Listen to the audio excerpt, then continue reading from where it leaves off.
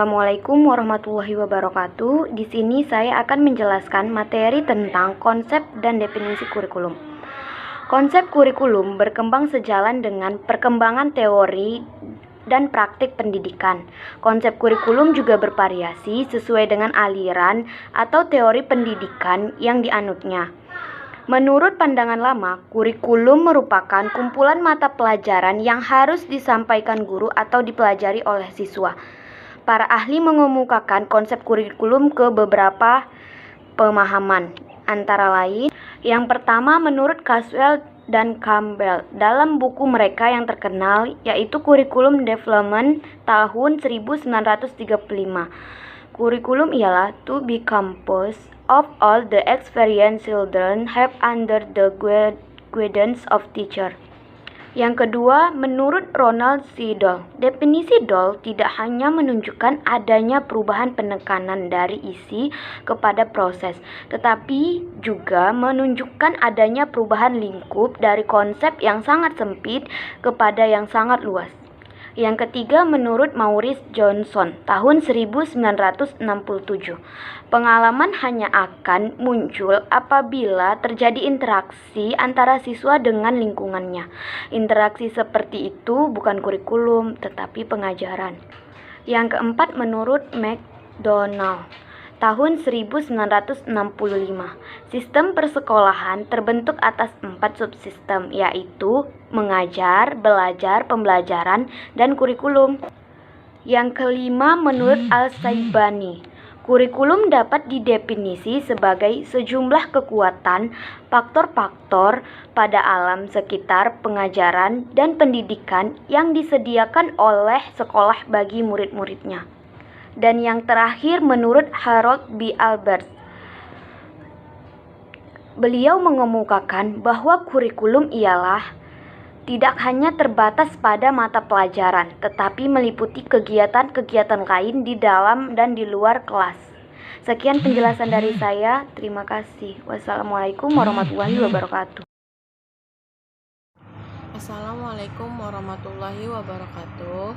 Baiklah, di sini saya akan melanjutkan materi dari saudari Afifah. B. Kedudukan kurikulum dalam pendidikan dan pembelajaran.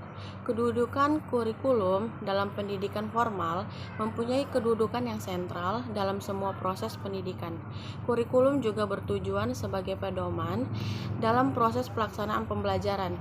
Pendidikan formal juga peristiwa belajar yang terselenggara yang menghasilkan pengetahuan, keterampilan, dan sikap. Contohnya di sekolah. Pendidikan non-formal dan pendidikan di masyarakat juga membutuhkan kurikulum. Hanya saja kurikulum di pendidikan non-formal berpusat pada kepentingan peserta, sebab pendidikan non-formal adalah pendidikan yang programnya mengutamakan keterampilan yang bernilai juga berguna bagi kehidupan dan lingkungan. Contohnya seperti sanggar atau lembaga pelatihan. Sekian dari pemaparan saya. Terima kasih.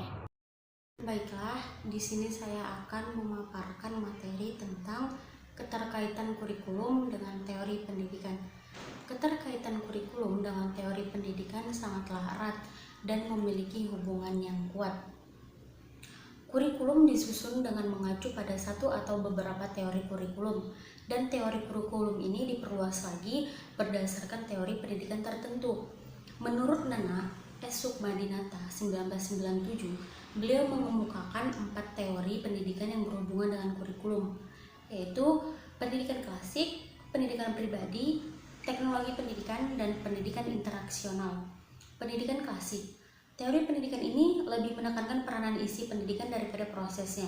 Isi pendidikan atau materi diambil dari khazanah ilmu pengetahuan yang telah dikemukakan dan dikembangkan oleh para ahli tempo dulu, yang telah disusun secara logis dan berkesinambungan. Dalam praktiknya, pendidik mempunyai peranan besar dan lebih dominan, sedangkan peserta didik ini memiliki peranan yang pasif sebagai penerima informasi dan tugas-tugas dari pendidik. Dalam teori ini pula terdapat 2 model konsep pendidikan klasik.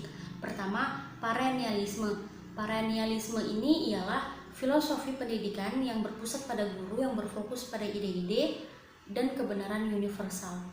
Guru akan fokus pada pentingnya membaca dan akan sering menggunakan pelajaran membaca yang mendasarinya untuk membuat poin moral. Contoh penerapan paranialisme ini ialah berdirinya sekolah-sekolah yang berbasis agama, seperti sekolah Muhammadiyah, sekolah Kristen, dan pondok pesantren.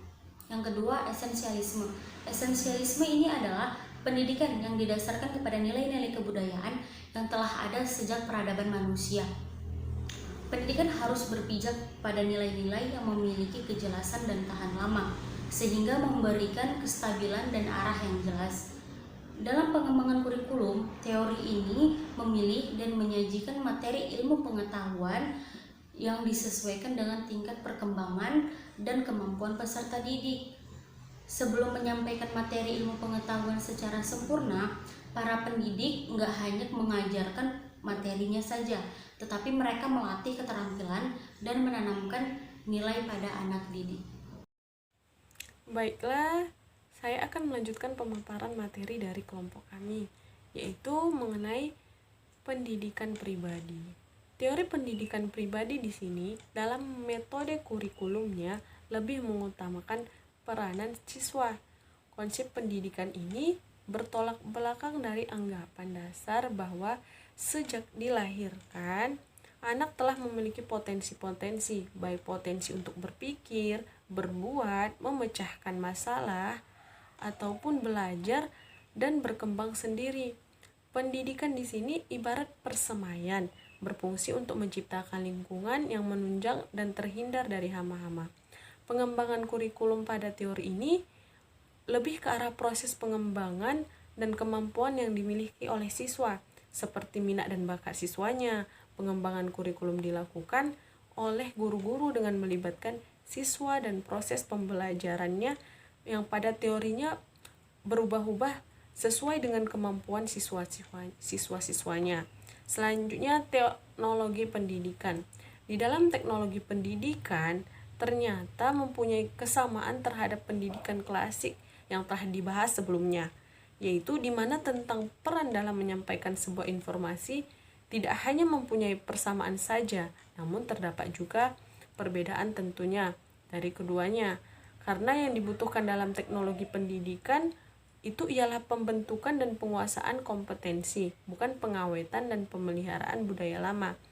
Pengembangan ilmu dan teknologi di dunia sangatlah berpengaruh dan berperan dalam mengembangkan teknologi pendidikan. Nah, pengembangan teknologi pendidikan dalam konsep teknologi pendidikan itu, isi dari pendidikan akan dipilih-pilih oleh tim-tim yang ahli dan di bidang khususnya untuk dikembangkan. 4. Pendidikan interaksional. Pendidikan interaksional adalah suatu konsep pendidikan yang bertitik tolak pada pemikiran manusia sebagai makhluk sosial yang saling berinteraksi dan saling bekerja sama antara satu dengan yang lainnya. Pendidikan interaksional menekankan interaksi dua belah pihak antara guru dengan anak didik dan anak didik kepada guru. Dalam pendidikan interaksional, belajar lebih dari fakta-fakta. Peserta didik mengadakan pemahaman eksperimental terhadap fakta-fakta tersebut, sehingga memberikan interpretasi yang bersifat menyeluruh atau luas dan memahaminya dalam konteks bermasyarakat.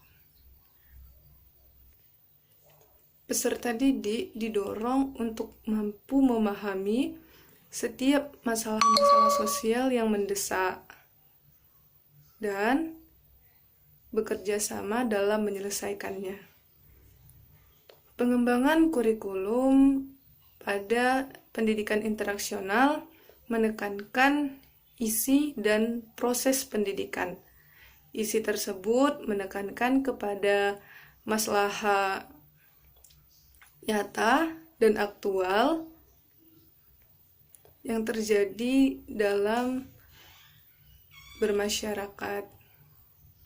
Sedangkan proses berkenaan dengan kerjasama antar siswa maupun guru.